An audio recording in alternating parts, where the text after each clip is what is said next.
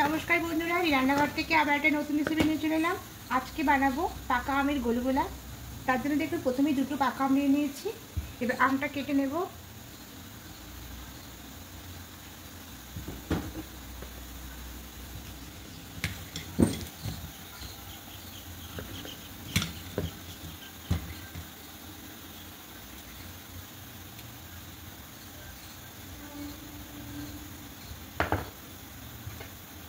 এবার চামচে করে আমের শাঁসগুলোকে নিয়ে নেব।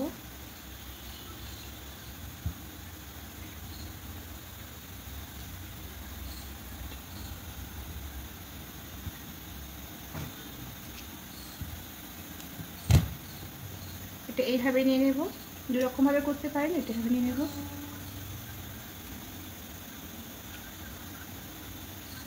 ওই আমটারও বার করে নেবো শাঁসটা। আমগুলো সব দেখুন কেটে নিয়েছি। এবার একটা মিক্সি জারের মধ্যে দিয়ে দেবো।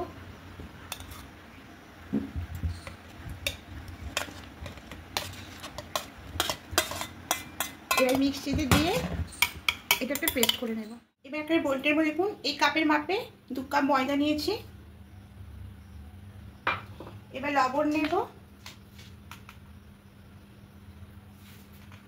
1 চামচ চিনি নেব, আর নেব এখানে বেকিং পাউডার নেব,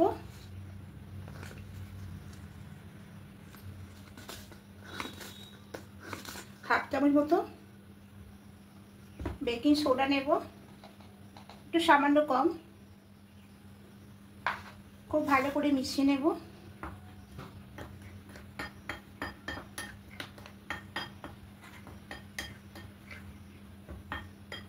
এবার যে মিক্সিতে আমি পেস্টটা করেছিলাম, এবার এই পেস্টটা এখানে দিয়ে দেব।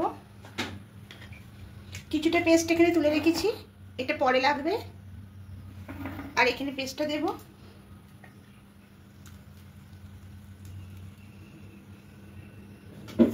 এবার এই পেস্টটা দিয়ে একটা ডো করে নেব। যদি পেস্টটাই না হয় তাহলে অল্প অল্প জল দিয়ে একটা নরম ডো তৈরি করতে হবে। ওটা একদম মাখা হয়ে গেছে, দেখুন এরকম নরম হবে। এবার ঢাকা দিয়ে রেস্টে রেখে ওদিকে ক্রিমটা বানিয়ে নেব। বসেছি কড়াই, সামান্য একটু জল দেব।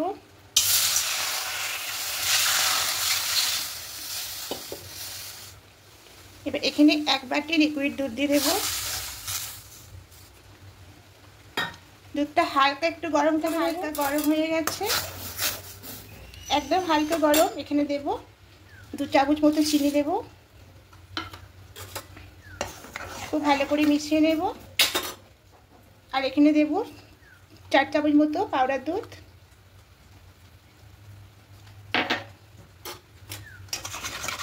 খুব ভালো করে মিশিয়ে নেব। এবার এখানে আমের যে পালটা রেখেছিলাম এটা দিয়ে দেব।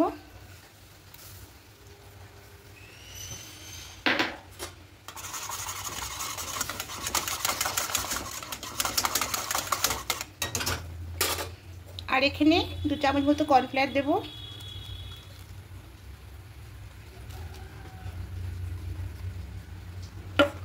এবার সব কিছু খুব ভালো করে মিশিয়ে নেব।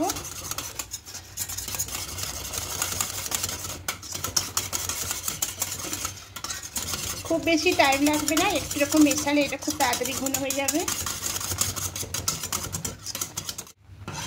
এইভাবে নাড়তে থাকবো, দেখুন কতটা ঘন হয়ে এসছে।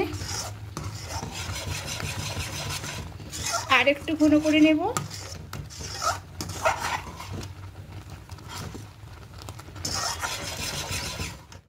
ক্রিমটা একদম হয়ে গেছে, এর থেকে ঘন আর করবো না। এবার গ্যাসটা অফ করে দেব।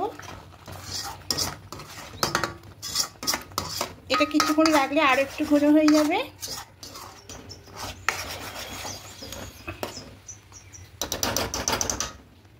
ঢাকাটা খুলে নেব।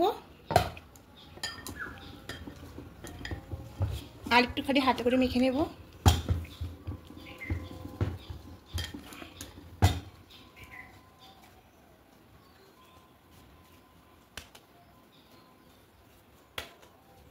খুব ভালো করে মেখে নিয়েছি। এবার এখান থেকে লেচি কেটে নেব।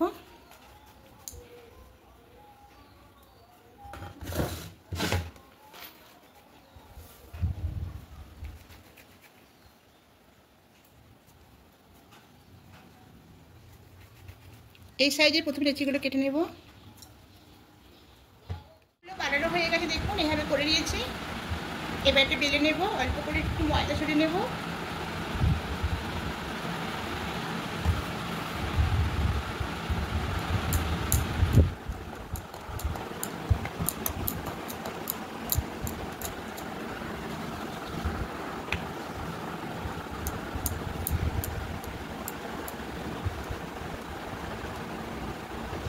এইভাবে করে বেলে নেব।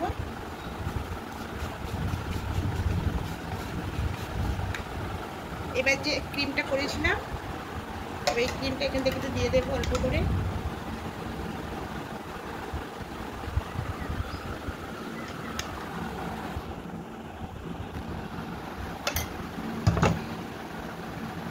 এই সব ধারটা এভাবে মুড়ে নেব।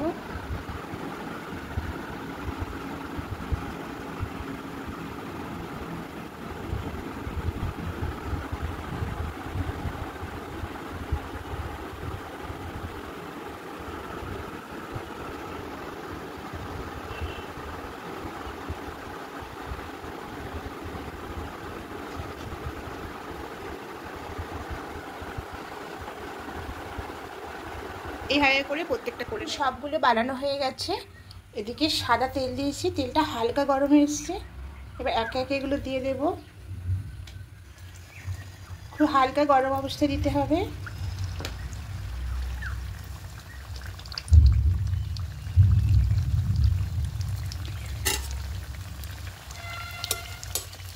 উপর দিয়ে তেল দিয়ে দেবো।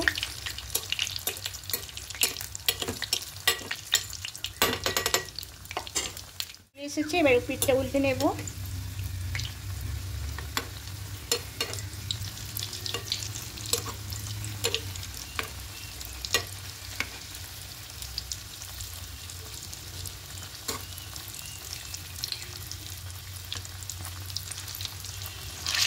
মিডিয়াম ফ্লেমে এগুলো করবো। আস্তে উল্টে নেব।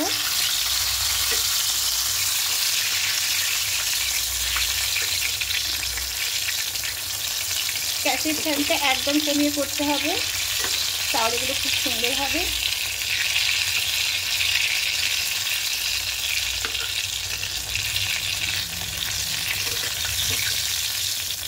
একটু হালকা করে একটু ফ্লেমে করে নিয়েছি। দেখুন এগুলো কত সুন্দর হয়ে গেছে।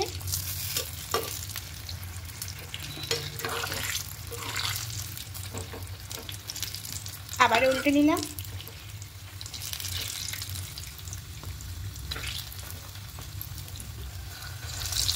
এবার একে একে সবগুলো তুলে নেব।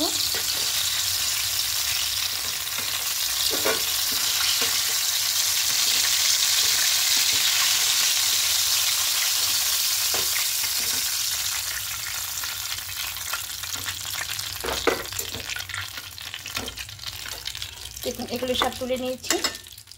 আবার এগুলো বাকিগুলো দিয়ে দেব।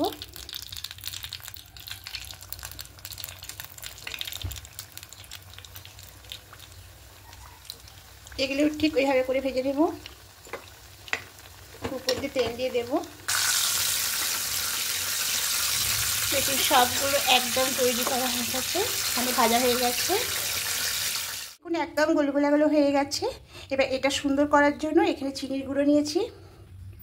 এবার চিনির গুঁড়োর মধ্যে নিয়ে নেব। এভাবে একটু কোট করে নেব।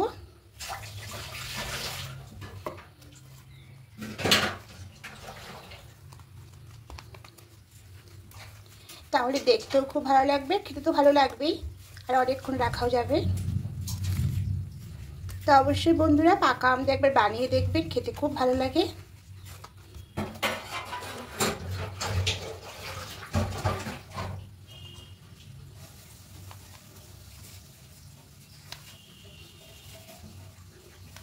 এভাবে সবগুলো করে নেব।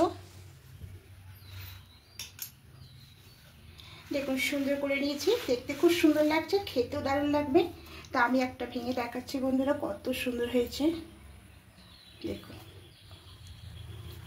আর ভেতরে ক্রিমটা দেখুন, এই যে ক্রিমটা।